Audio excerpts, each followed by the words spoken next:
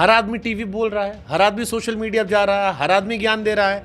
और अब तो ऐसा लगता है जो जितना बड़ा ठिठुलोई करता है उतना बड़ा बाबा। हमारा जो हम जो बार बार कह रहे हैं अपने लोगों से जो कथा पंडाल में आते हैं, ईश्वर आपको आपकी प्योरिटी से मिले। सुनिए उसको जो तुम्हें ईश्वर की तरफ लेके जाए, उसको मत सुनिए जो ईश्वर से डिस्कनेक्ट करे।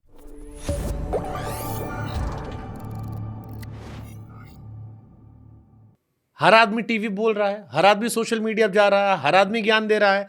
और अब तो ऐसा लगता है जो जितना बड़ा ठिठुलोई करता है उतना बड़ा बाबा। तो फिर आप जैसे लोगों को लोग, जैसे हमने आपको बचपन से सुना, टीवी पे सुना, या और मुरारी बापू थे और बहुत सारे लोग ऐसे थे उस दौर में जिनको किसी की राम कथा, किसी की कृष्ण कथा, किसी से हमने गीता ज्ञान लिया। अब ठेलवाई चलती है। नहीं, हमारा जो हम जो बार बार कह रहे हैं अपने लोगों से जो कथा पंडाल में आते हैं, ईश्वर आपको आपकी प्योरिटी से मिलेगा। अगर आप भक्ति कर रहे हो, भागवत सुनने का मतलब क्या है, राम कथा सुनने का मतलब क्या है, आप ईश्वर की तरफ जाना चाहते हैं, आप टाइम पास नहीं करना चाहते। If you want to time pass then it's okay. अगर आप अपने जीवन में अपने जीवन का टाइम पास करना चाहते हैं तो आप वो करिए जो आप कर रहे हैं। लेकिन अगर आप ईश्वर को प्राप्त करना चाहते हैं तो वो रील से नहीं मिलेगा। ईश्वर को प्राप्त करना चाहते हैं तो वो मेरे यूट्यूब पे इतने फॉलोअर्स हैं उससे नहीं मिलेगा, फेसबुक पे मेरे इतने फॉलोअर्स हैं उससे नहीं मिलेगा, या मुझे लोग इतना लाइक करते हैं उससे ईश्वर नहीं मिलेगा। ईश्वर आपके प्योर हार्ट से ही मिलेगा, प्योर कर्म से ही मिलेगा। और वो आपने कहा किसको सुने, हाँ, सुनिए उसको जो तुम्हें ईश्वर की तरफ लेके जाए। उसको मत सुनिए जो ईश्वर से डिस्कनेक्ट करे। वो कोई भी हो सकता है, आप भी हो सकते हैं। आपके कई उदाहरण ऐसे हो सकते हैं जो पब्लिक को या यूथ को ईश्वर की तरफ लेके जाएं। और कई लोग ऐसे भी होते हैं कि जिनको हम जीवन भर सुनते तो रहते हैं पर हमारा मन ईश्वर में नहीं जाता है। तो मुझे सुनना उनको है। एक बार मैं मलुक पीठ वाले महाराज जी जो हमारे वृंदावन में हैं उनको सुन रहा था कि हमेशा अगर ईश्वर को पाने की इच्छा हो तो प्रामाणिक लोगों के मुख से पुराणों की कथा सुने। और पुराणिक लोगों की प्रामाणिक कथा सुनेंगे तो क्या होगा, आपको जो चीज मिलेंगी ना वो जो लिखा है पुराण में वो मिलेंगी। आपको वो नहीं मिलेंगी जो उनके मन में आया और बोल दिया। उसमें बहुत अंतर है। बहुत गहरी बात कह रहे हैं। हाँ, बहुत बड़ा अंतर है उसमें। अंतर यह है कि मेरे मन में आया कि मैंने ये बोल दिया, अब वो पुराण में कहीं है ही नहीं, वो पुराण में कहीं है ही नहीं। और हमने पूरे समाज को उस जगह पर अटका दिया जो कहीं है ही नहीं धर्म में, क्योंकि मेरे मन में आ गया तो मैंने बोल दिया। और मेरे मन में कब आ गया, जब मेरे सामने पब्लिक बहुत थी। मेरे सामने पब्लिक बहुत है ना। अब तो मैं हूं ईश्वर, ईश्वर तो होगा कहीं होगा, मैंने देखा ही नहीं मैंने। अब तो ईश्वर मैं हूं क्योंकि मेरे सामने पब्लिक बहुत है।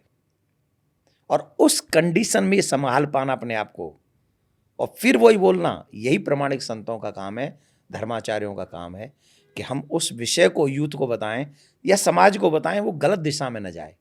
इस विषय को समझना बहुत जरूरी। फिर मेरे मन में एक सवाल आता है, आजकल जितने बाबा लोग हैं उनमें भी कंपटीशन हो गया रील को लेके। सब रील वाले बाबा बन गए कि ऐसा वीडियो बनाए जो वायरल हो जाए। और बहुत सारा ऐसा, एक दो नहीं, बहुत सारे ऐसे कंपटीशन बढ़ गया है। फिर वो भीड़ दिखाते हैं कि देखो जितनी भीड़ आई है ये प्रमाण है कि असली ज्ञान हम ही दे रहे हैं। अब देखो, इन विषयों पे मैं सनातन पे कभी बोलता नहीं।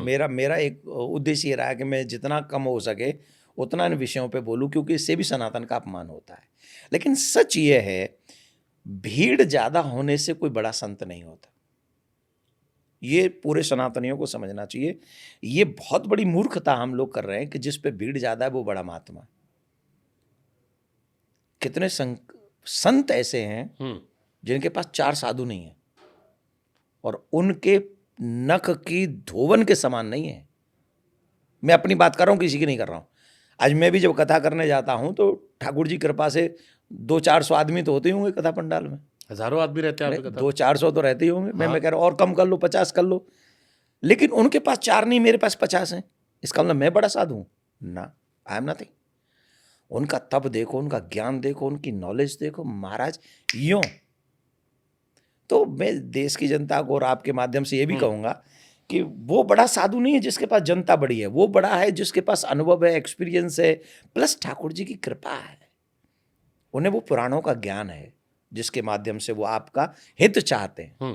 तो वो बड़े, मेरे विचार से तो वो बड़े। तो जैसे अगर आप, क्योंकि अब आपने देश दुनिया देखी है, आप खुद भी कथा करते हैं, लोगों को उसमें रस आता है, खूब सुनते हैं, आपको तो सुने सुने, लेकिन अगर आपको बताना हो किसी किसी और सुन सकते हैं जिसका ज्ञान हमें भी कम हो, हम सुनना चाहें, अगर अलग अलग तरह से ज्ञान लेना चाहें, तो कुछ उदाहरण देंगे तो नई पीढ़ी के लोग सुनेंगे उसको।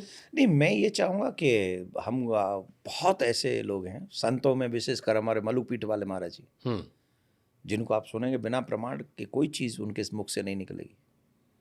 जो निकलेगा प्रमाणिक ही निकलेगा, जो बोलेंगे उसे कोई काट नहीं सकता।